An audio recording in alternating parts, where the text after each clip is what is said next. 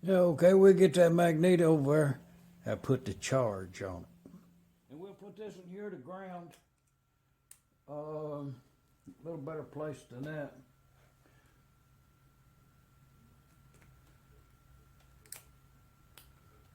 Oh, yeah, we'll ground to that oiler. Okay, now the engine should start and run.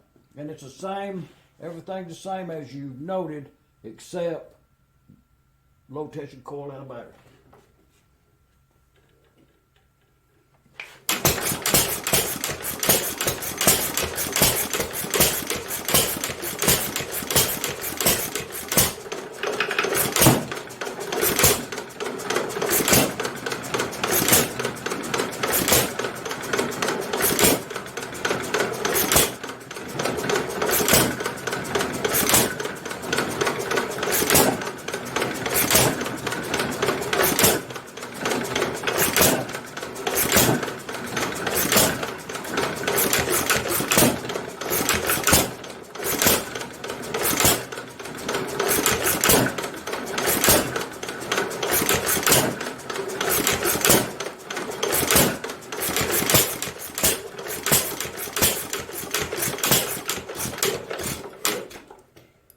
Okay, as noted, we seen that the engine was actually running on the magneto, but it just kind of gave way there at the end, and I think it would have quit. But so at this point, let's charge the magneto and see if we have a different result. To get us some digits to work with, we'll check the.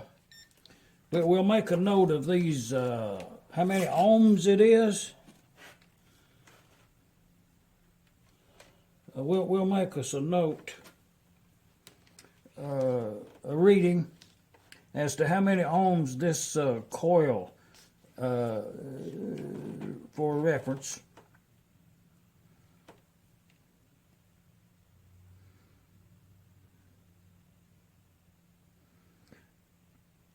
We got 14.6.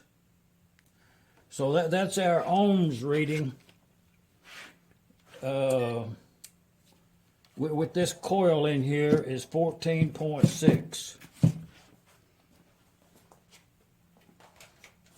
Which I think is very good. Exceptionally good, I think. And everything on it's a M. Everything on the magneto works as it should. So I guess with the rust on the springs, they might be considered a little weak, but we'll put a charge in it and see what we got. One of these, one of them's missing, but it's got a thread in there. I ain't never had these off. It's got a thread in there that I'll put some new bolts in there when we reassemble it. But I've got some washers. Oh, let's do that first. Another test on this thing is, with the compass, we can establish north and south. So we get a good reading there on that one. We get a good reading over here on this one. Totally opposite, so there's no question as to the polarity of it. The rollers works and all, a little rusty, but they've been oiled and they work good. But another, with this gimmick I got here, it's that, I turned it on there so it could get warmed up and all if it needed to be. And it's got, I only got two knobs on and off and a offset. And I think that offset is just a zero button. Maybe is that what that is? Let's say, because you can turn it quite gingerly, and you can get it down to 1, which is toggling between -1 and 0. So, and all to get a reading on this, first know what we're dealing with. I'm gonna position this right below that set screw. There is where I'm gonna position it, about 1/8 of an inch away from the housing the way I'm looking at it. So over here on the meter, while I'm holding that is steady, it's I want to be right on this.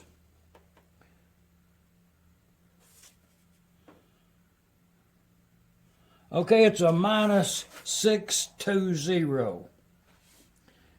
Make a note of that. And over here, it's a positive, and I'm holding it right down in the same position as I'm looking at the meter. It's a positive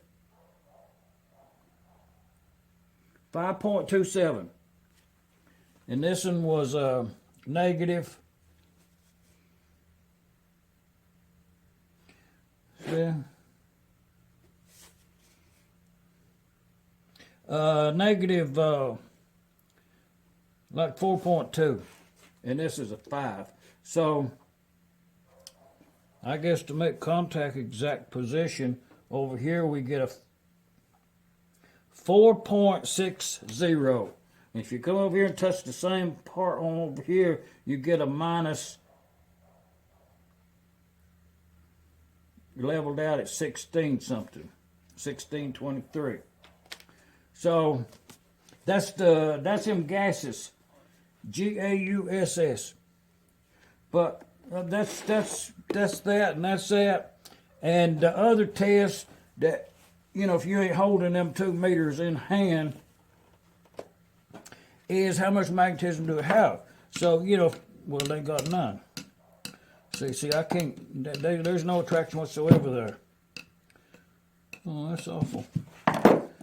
To get a visual on that, and that's the reason I laid these washers in. Well, it won't even hold up a washer. That magneto completely, it's got something. You know what I mean? Oh, it wants to hold up a washer. Let's see if it'll hold up too. Oh, no, no. It does have something. But boy, it's manual. You know, anywhere you go at it. It's so let's charge that thing up. Oh, yeah. And we'll get the water brush on that. Water brush her up pretty good. And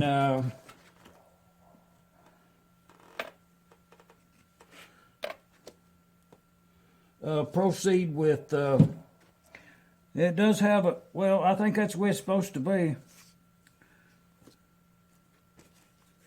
Well, it does have some magnetism. When you turn the magneto, it does have some magnetism. You can feel it leave the pole piece.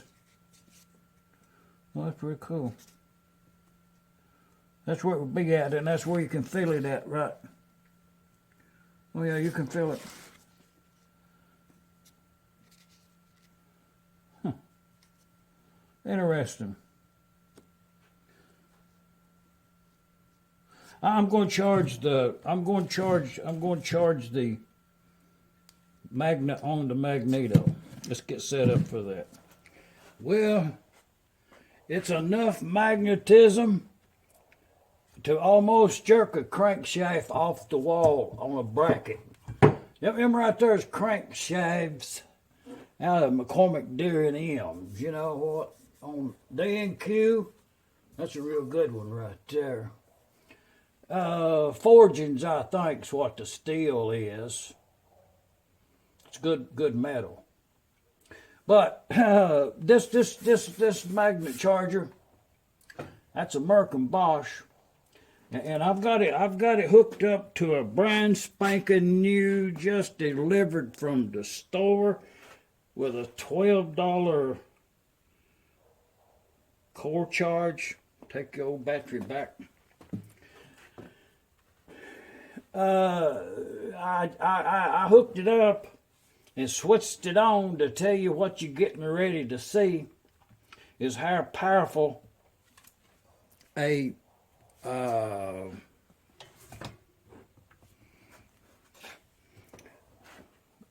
American-Bosch, the magnetism that is generated with nothing on there, just the you know, them lines of flux around through there, the attraction of them. And all I'm going to do, I'm going to turn this switch on. Y'all watch this. I'm just going to try to turn it on for a split second, because it could actually snatch one of them off her.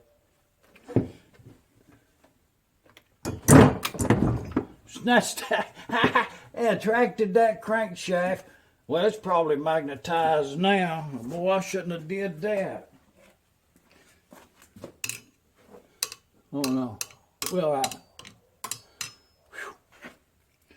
yeah. I'll have to put a barrier up there.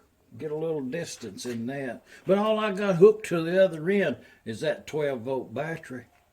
We're going to charge up a magneto now. A magnet recharge. Oh yeah. We'll put a magneto on there. Charge it up. And using a compass. Well, that's a cheap one. But using a compass, you can establish which end is what. So supposedly this is north, pointing to it right there. And if you do over here, you got that different color pointer goes to that one, and you come over here, it's a different color. So that's the only thing you want to do. It don't matter if it's north and south, you know, it's off to the west down that way. So as long as opposite, we'll talk about east and west. So that would be opposite. So you set this magneto onto this here opposite. That's the color you got. That's the color you got. So the way you do that on a Webster, and I did notice that when you cock this magneto at that 40 degrees and you come back down, you can actually feel, just by doing this right here, you can feel a little attraction where it's producing that spark at, you know. So that's pretty cool. But to charge this, we got to have some poles. We got to establish. We got to establish contact with the metal part, with the horseshoe, not the housing, but not taking any consideration. You know, there is a little offset up there, and I had it in mind to. Oh, it still worked really good. I made this set of these pole pieces. I made these for another project. The radius here is correct for that project, and it seemed like it's the distance up is, well, it's more than an inch, and it's full contact across that way, and they're down on that, and you know they're kind of self-aligning. So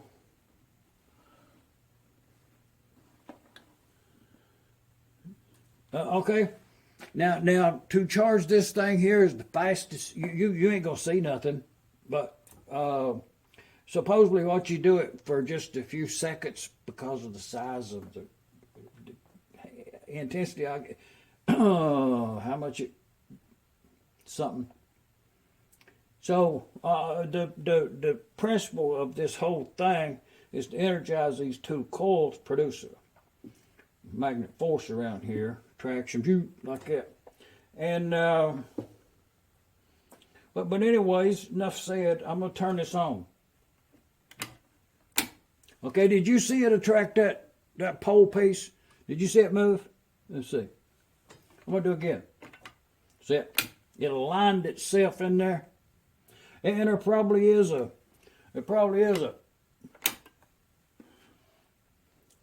position to put that at. I don't know what it is. If it's important, because it attracts to its own position. But see, I done had that on there. And they say you can take a hammer and you can beat on this thing right here, you know, among other things that you can do to it to make it have more magnetism than than this setup. But you know, we done resolved that thing 3 times there, so yeah, that thing's good to go. But just for the camera, watch this. See? Tracted it right over. And when it did, it put that full force in there. So at this point, well, at this point, it's just to remove the setup.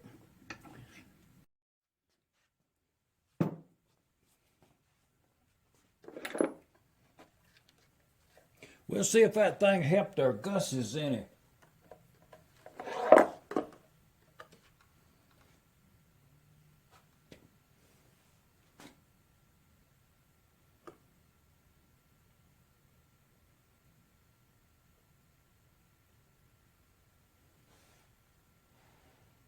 Okay. Okay, on this side over here, I'm going to hold it right there. That's well, that's where it was on the other one. And I'm reading minus 51.67 on the meter. Okay, let's do it on this side. Okay, I'm reading positive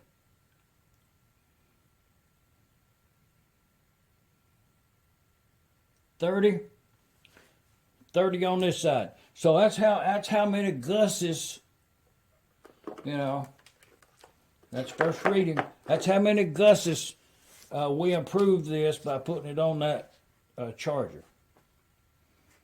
So we'll put it back together and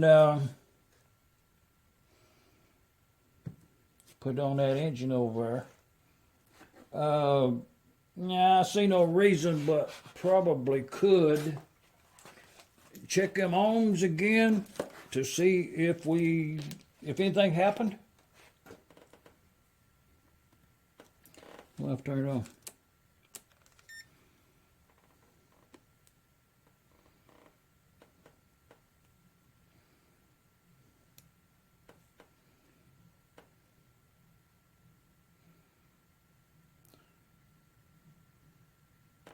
Well, I think we had that. I think we had the same reading, 14.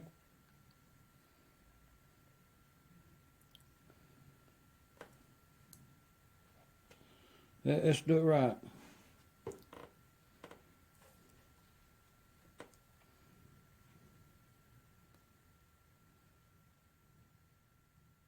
$16.6 is our ohms reading. To set the meter on voltage, AC volts is what we got the meter set on. This is how many volts AC that we're gonna get out of this magneto. Because here's the reading, and this is right there's the at rest position. So this being the cocked position, about 40 degrees or so. And when you trip that off, as the springs would do, pulling that way once it released it, actually it's about right there, is where it releases at. And that's 40 degrees right there. So when that trips, it'll give you a reading here. It's 11.42.